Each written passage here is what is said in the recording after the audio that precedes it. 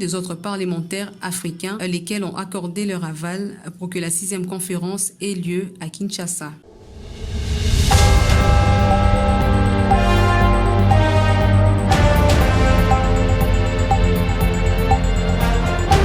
La République démocratique du Congo a besoin d'un leadership visionnaire, éclairé et rassembleur, a dit Vital Kamerhe lors de sa rentrée politique lundi 22 août 2022. Regardez.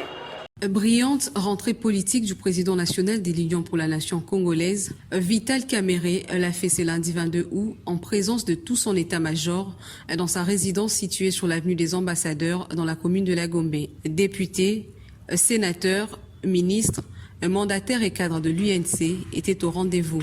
Lavé par la Cour de cassation, qui a estimé que les juges d'appel avaient violé le droit de la défense, Kamerhe reprend le discours avec une nouvelle touche.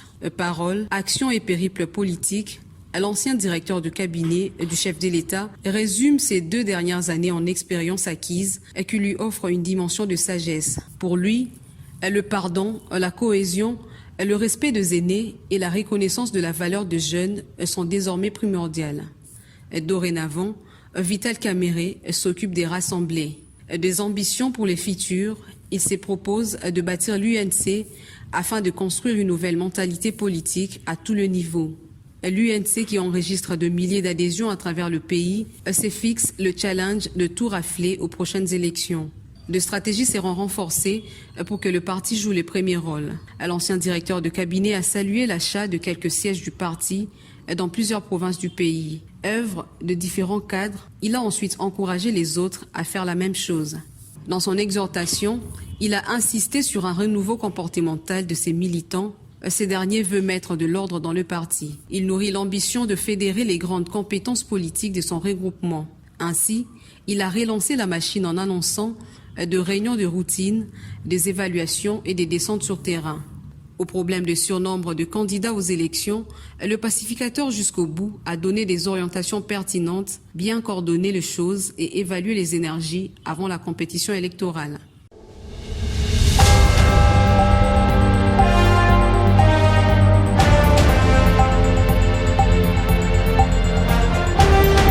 C'est à travers un communiqué publié dimanche 21 août 2022 que Moïse Katumbi Tchapwe, président national de Ensemble pour la République, a appelé le gouvernement à faire preuve de responsabilité en interdisant la démolition du lycée Lubusha dans le Haut-Katanga. Regardez. Moïse Katumbi, président d'Ensemble pour la République, monte au créneau en rappelant que les richesses enfouies dans les entrailles de notre pays ne valent rien par rapport au génie qui sommeille dans chaque enfant du Congo. La jeunesse, à la vitalité débordante, ne demande qu'à être encadrée pour assurer l'émergence de notre pays. L'avenir n'est pas dans le mine, mais dans l'éducation de nos jeunes filles, a-t-il déclaré dans ses communiqués. Ces propos pour dénoncer la démolition du lycée Lubusha pour poursuivre l'extraction du cuivre à Luichia, situé à plus ou moins 90 km de Lubumbashi. Le président d'Ensemble pour la République a invité tous ceux qui se sentent concernés par l'éducation et la formation des enfants congolais à se dresser contre cette destruction. Pour ce faire, il a lui-même pris l'engagement de se rendre au lycée pour apporter son soutien à tous les enfants et à tous les professeurs de cet établissement scolaire.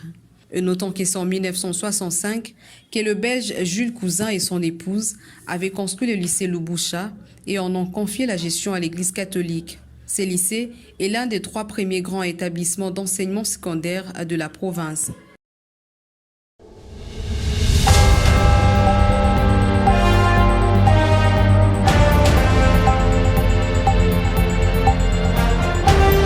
Dans la même semaine, la coordination provinciale de Ensemble pour la République était en réunion avec le secrétariat général du parti, avoir des orientations pour bien s'enraciner partout, a souligné Maître Francis Kalombo, son coordonnateur provincial. Regardez.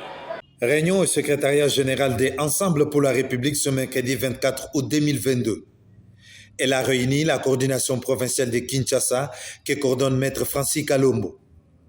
C'est l'honorable Jérôme Kamaté, secrétaire national en charge de l'implantation et adhésion, qui a présidé cette rencontre en lieu et place du secrétaire général, honorable Dieudonné Bolenge Tengue Balia, en mission. L'état des lieux de l'implantation des ensembles sur toute l'étendue de Kinshasa et adhésion au parti ont constitué les points saillants de cette rencontre, a dit Maître Francis Kalombo au sortir de la réunion. Écoutez, c'est d'abord faire état des lieux, le niveau de l'implantation du parti, des adhésions, puisque nous, c'est tous les jours qu'on doit suivre ça et nous projeter vers l'avenir, voir les perspectives d'avenir par rapport à tout ce qu'il y a.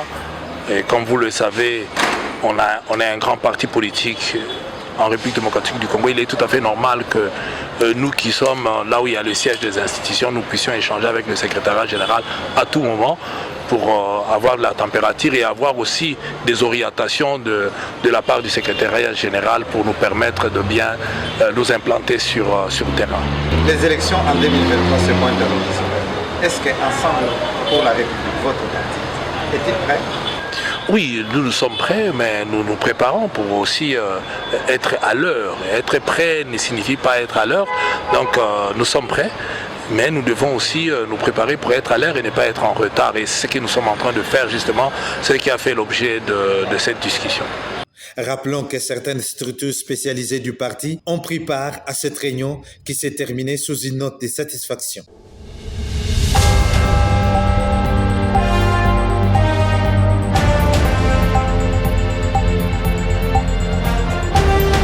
Il était accompagné du président de l'Assemblée provinciale. Lui, c'est le gouverneur de la province du Kasaï qui a entamé mercredi 24 août une série de consultations à Kinshasa pour la réhabilitation d'un pont à Chikapa et aussi pour plaider pour les personnes en situation de handicap. Regardez.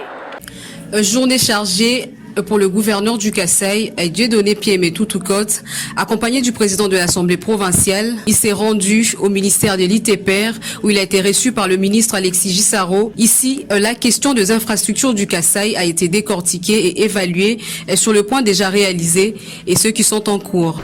Bien, il était question pour moi de faire le tour d'horizon de la question de l'infrastructure au Kasaï et surtout également dans la région du Grand Kasaï également, parce que, étant donné que la question est interdépendante, il fallait absolument faire le point pour savoir où est-ce qu'on en est avec tout ce qui était déjà annoncé par le passé et ce qui a été fait et ce qui n'est pas encore fait, évaluer également le besoin de la population en matière d'infrastructures. Alors, nous avons parlé de la route Chikapa-Kandjaji, principalement, qui est une route d'une importance capitale. Le ministre, on est tous tombés d'accord sur le besoin de travailler sur cette route et d'identifier les preneurs nécessaires qui seraient intéressés. Il y en a déjà d'ailleurs. Et le ministre m'a même informé que c'était l'une des routes qui était le plus sollicitée en ce moment. Et d'une pierre des coups, il a également rencontré la ministre déléguée en charge de personnes vivant avec handicap, Irène Essambo, où l'échange a tourné autour de la personne en situation de handicap du Kasaï afin de faire le point de projets en leur faveur. Bien, il a été question pour moi de parler de la personne vivant avec handicap au Kasaï, ainsi que les différentes questions qui tournent autour de la vie de cette personne. Et surtout des projets qui sont rattachés à la personne vivant avec handicap. Et évidemment aussi faire le point de tous les projets qui ont déjà eu lieu en faveur de la personne. L'un des projets phares étant de promouvoir des activités agricoles au profit de cette personne en vue de la rendre autonome et limiter la discrimination. Dans le cadre du développement agricole de la province, nous avons résolu de laisser un créneau pour la personne vivant avec handicap. Nous avons mis à la disposition de ce ministère également un espace, environ 10 hectares, sur lesquels nous pensons promouvoir l'activité agricole au profit de la personne avec handicap. En définitive, Dieudonné Toutoukot s'épanche à tous les niveaux pour améliorer la vie sociale de la population kassaïenne. Il en sort donc satisfait des échanges entrepris avec ses homologues.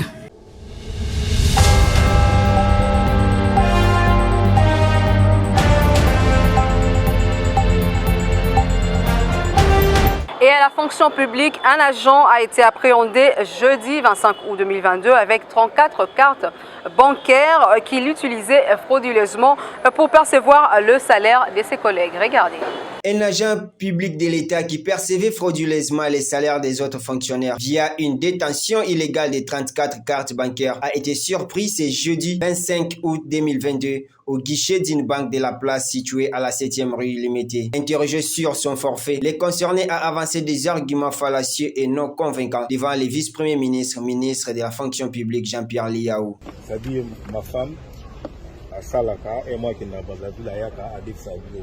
Nga mope bajan na biso so bazana ba problème na ba petit commerce nga musu na sala ka part musala ba rapi ko defanga yimbongo siko tellement ba kima mingi na bambongo confiance ça te opc bo ba futi aya mala de la ki de la rappel prochain alors là comme tout ça ba ministère moko so ningo velo na nga to velo kwa madame nanga osimbi carte na yo na code na yo e ba futa biso biso to ça ministère mon message ko ya yepa nanga na ke na zimbongo na zongi nango na zimbongo nanga na longoli na zi oya yo na pesi alors na paye au herbe ko futa biso ko singa na za yo na kitaka na Equity Bank ko ya 7e million ndina yo ko maana na misi ba ka tuna na pesi nango ba ndobeta na ba solde ba biti ba solde de fili ali donc banque les obeta beta ba solde na ba carte na agent na bango ko ya comment dirais-je ya cash express basi bakarte wana na pesi bango bakarte babeti ba solde siko foka pesa nga mongo e ba penga mongo na zimbongo ake na onda wana na banque moto bazobeta bazotala ba solde ona ye nango na cash express cash express wana ezalaka libanda na kati ya banque donc clôture ya banque bango siko baza libanda ya banque basiko na kati bazalaka 3 fil 4 esi bazalaka babeti ba solde babimisi mbongo baza ba agent ya banque. Oui, ce sont des agents à banque. Pour le VPM Jean-Pierre Liaou, ces faits sont d'une extrême gravité et c'est à la justice de nous clarifier. C'est une anomalie. On est tous d'accord, vous avez un citoyen congolais avec autant de cartes qui peut se présenter. Enfin, moi je ne connais pas une seule banque dans mon Kili qui peut accepter ces genres d'opérations. Hein. C'est-à-dire que Yomoko Motokei n'a plus de 30 cartes où s'est pointé devant guichet à banque. Et puis, on lobby bango ils ont nyongo bato bazana ba nyongo dangai. Et puis, bandi ko futa yo d'autres la solde de combien à 700 000, 400 000. Bazo bimisela ombongo, ba bimisela ombongo na 34 au rambale nyonso au kangi et puis OK na yo. Na fonction na administration publique et loko zo boma biso lelo. Et la libre présence c'est à ba fraudeur. Nous avons aujourd'hui dans toutes nos administrations ba fonctionnaires au bazo futa mato. Même bongo ezako bima. Ozomona ba liste mosusu ezali wana kaka ba liste okanisa les ba fonctionnaires donc les ba fonctionnaires fictifs mais des fonctionnaires réels bazo futamate.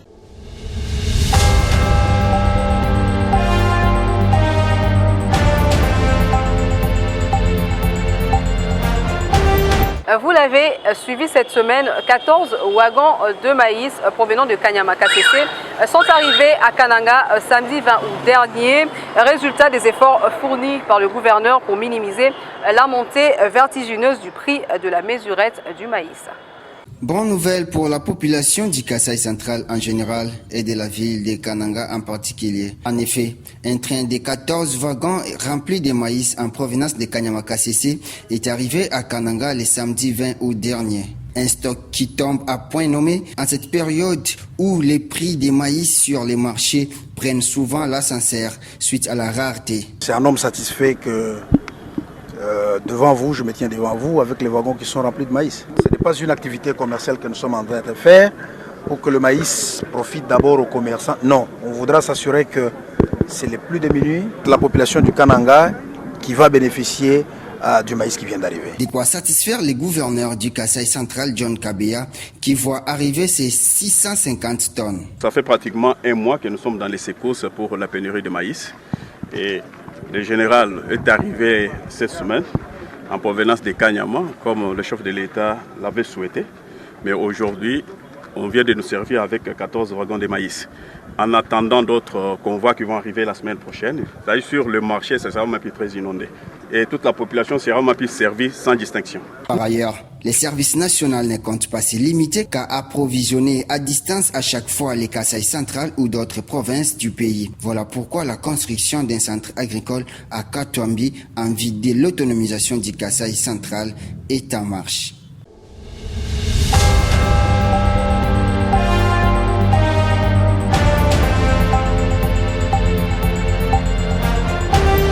Et pour finir avec cette semaine, aussitôt revenu au pays après un long séjour à l'étranger pour de soins médicaux, le pasteur François Mutombo dit « Voici l'homme de l'ACK Kalembelembe est excommunié de la communauté ACK par l'évêque Pascal Mukuna, représentant légal. » Regardez. Message du représentant légal de la communauté ACK, évêque Pascal Mukuna, à l'endroit de tous les fidèles et pasteurs de la communauté ACK. Objet: excommunion définitive de pasteur François Mutombo sous couvert ACK Kalembelembe. Vu les statuts qui régissent l'ensemble chrétien de Kinshasa, ACK en sigle, vu la récidivité de notre frère en ce qu'il a créé les ensembles parallèles à l'ACK sous le label du groupe d'intercession Babouki Bikeko JBB en sigle, malgré les remarques lui faites plusieurs fois par les représentants légaux. En ces occasions, il a demandé pardon sans se repentir par la suite. Vu que pendant toutes ses absences au pays, pour des raisons de santé, il n'a pas pris soin que l'ACK Kalembelembe soit connecté à la communauté, quand même il a continué à la diriger à distance. Vu qu'à son retour du pays, il a manifesté sa gratitude envers tout le monde, sauf envers son père spirituel, et l'ACK n'a cessé d'intercéder pour sa guérison. Ayant constaté son indifférence totale, entre autres son refus de communiquer avec l'ACK, par la même occasion, je déclare que la communauté ACK ne lui réclamera rien du patrimoine de l'Église qu'il a dirigé pendant toutes les années.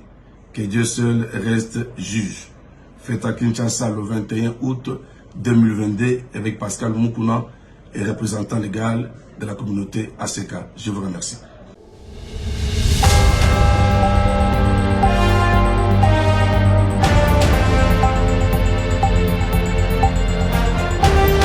C'est ainsi que s'achève cette semaine remplie d'actualités.